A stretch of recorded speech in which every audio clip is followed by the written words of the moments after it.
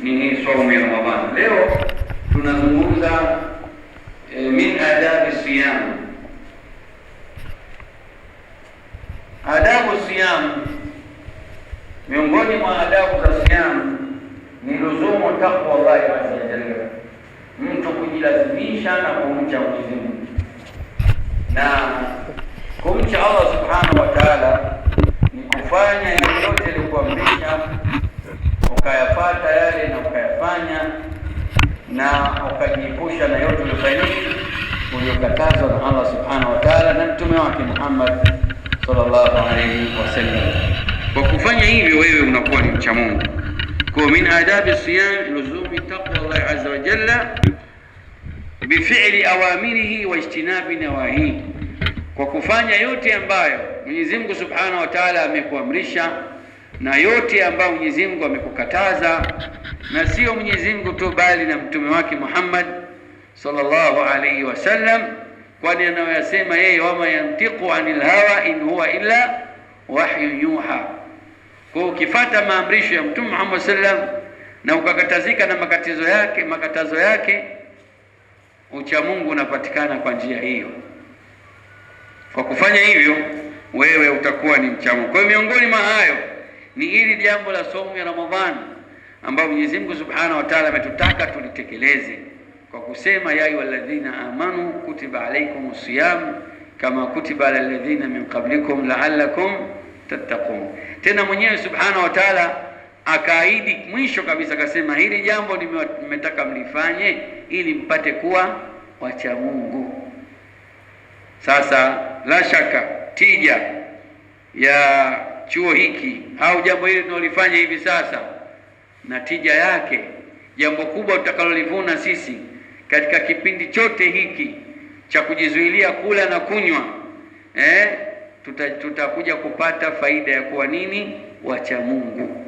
Kwa maana tutakuwa watu wenye kutii amri za Allah subhanahu wa ta'ala, na tutakuwa ni watu wenye kukatazika na yale yote ambayo ametukataza Mwenyezi Mungu subhanahu wa ta'ala. Kwa luzumu taqwa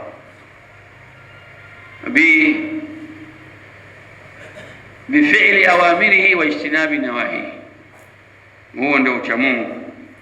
Kadhalika Mtume Muhammad sallallahu alaihi wasallam analizungumzia hili akisema, man lam yada' qawla az-zuri wal 'amala bih wal jahla falaysa lillahi hajatun fi an yada'a ta'amahu wa sharabahu.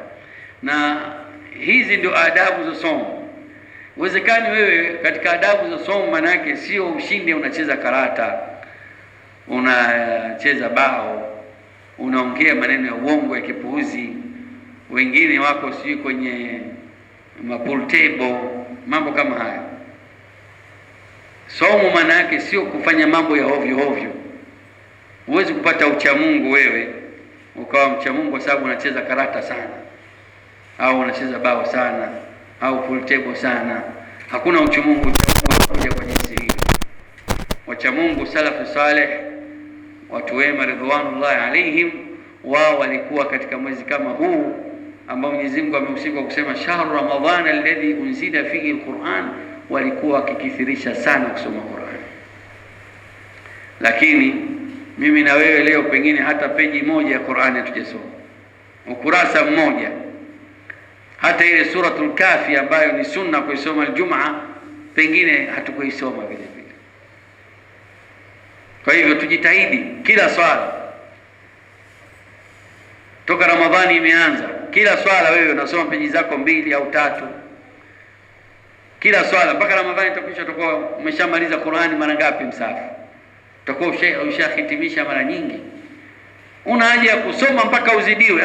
Soma Qur'ani kwa raha yako, kwa uchangamfu ulionao, sio mpaka uelewe unachokisoma. Unasoma, Mwenyezi Mungu anasema afala yatadabbaruna hadha alquran am ala qulubihim aqfaluha, hawazingatii Qur'ani au wana makufuli imefungwa katika nyoyo zao. Kwa hiyo soma Qur'an, fatadabbar, kisha zingatia Qur'an. Fa'tabiru ya ulil albab, zingatieni yenye wenye akili. Mwenyezi Mungu anasema maeneo mengi maneno kama haya. Kwa hivyo soma Qur'an, iwe ni kurasa moja, iwe mbili, lakini kwa mazingatio, na ikiwa utakuwa unafahamu au hata ukawa unaangalia na tafsiri na siku hizi ziko tafsiri mpaka kwenye simu, itakuwa imekusaidia zaidi, utakuwa umeelewa zaidi na umewaidhika zaidi kuliko yule ambaye kasoma alafu akuelewa kimeandikwa nini. Sasa Mtume Muhammad sallallahu alaihi wasallam anasema, man lam yada' qawla zur, yoyote asiacha kusema uongo. Yani wewe umefunga alafu bado muongo. Maana Qur'an hii somo imekuja kuwabadilisha watu kutoka kwenye tabia zao chafu na kwenda kwenye tabia zilizokuwa nini? Njema. Min akhlaqi as-sayyi'a ila mahasini al-akhlaq, akhlaqu islamia, tabia nzuri za Kiislamu. Kwa hiyo lazima tubadilike, tuache uongo na tuwe nini? Allah anasema kunu ma'a sadikin, kuweni pamoja na wenye kusema ukweli. Kwa hiyo tuache kuwa waongo, kuasiacha kusema uongo, wala amala bi, na kufanyia kazi uongo, wal jahla, na kufanya mambo ya kijinga. Maana utakiwa kufanya mambo ya ujinga. Kisikia jambo hili la kijahili, haipendezi wewe ukasifika kwa sifa hiyo, kwa vitendo ambavyo vinafanywa na watu wajinga. Utakikani kufanya kitu kama hicho. Katika riwaya nyingine Mtume akisema, wala yaskhab, mtu akifunga hatakiwi kupiga makelele ovyo. Sasa tabia hizi si katika Ramadhani tu, ni tabia ambazo tunatakiwa tuishi nazo ndani ya Ramadhani,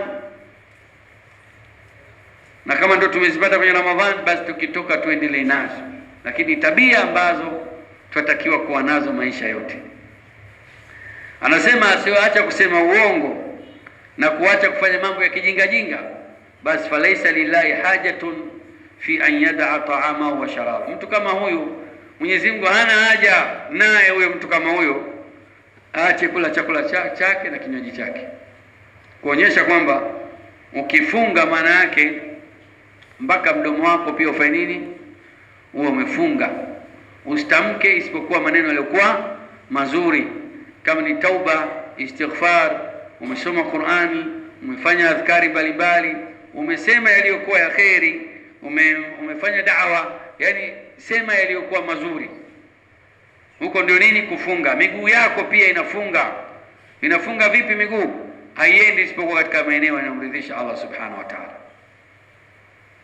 bimtithari awamirihi wa ijtinabi nawahihi, unafata yote, au bifi'li awamirihi wa ijtinabi nawahihi, unafata yote ambayo Mwenyezi Mungu amekuamrisha na unakatazika na yote aliyokataza. Mikono yako kadhalika inatakiwa ishike vilivyokuwa vizuri, vilivyokuwa sawa, vilivyokuwa vyema, iandike vilivyokuwa vizuri. Kwa sio mwezi wa kuandika vitu vya ajabu, vitu vichafu katika mwezi huu. Mikono yako isifanye isipokuwa kitu ambacho kinamridhisha Allah subhanahu wa ta'ala. Unaonaje kama mikono hiyo utashika Qur'an au sunna za Mtume Muhammad sallallahu alaihi wasallam, au kaitumia katika kuswali na kurukuu sana na kusujudu, la shaka, au kaitumia kuinyanyua kumomba dua Allah subhanahu wa ta'ala, ambaye mpaka inafikia hatua Allah subhanahu wa ta'ala, Mtume anasema Mwenyezi Mungu anaona aibu, inna Allah yastahi, anaona aibu mja wake kunyanyua mikono mbele yake, afikisha Mwenyezi Mungu amrudishe mikono sifuri. Mwenyezi Mungu anaona aibu jambo hili, kwamba wewe ukinyanyua mikono maana yake atakujibu, ud'uni astajib lakum, niombeni mimi nitawajibu. Kwa tusipoteze fursa hizi ambazo ndio mwezi wake huu wa kuzidisha kuwa watu wa kheri, wa kuzidisha kuwa watu wazuri. Maana sio tunaanza kuwa watu wazuri, bali tunazidisha kuwa watu wazuri katika mwezi mtukufu wa Ramadhani. Lakini katika maneno ya uongo ambayo watu wengi wanatumia, hasa watu katika kutafuta riziki zao, kama madalali hawa, maneno mengine ya uongo mengi. Unaweza kusema ukweli na ukapata tu, lakini unatumia uongo. Dalali leo anaweza kumwambia mtu nyumba unayoitaka iko hapa, lakini kumbe si iko wapi. Kwa hiyo hawa maneno ya uongo na Ramadhani, mtu kafunga unamkatisha mitaa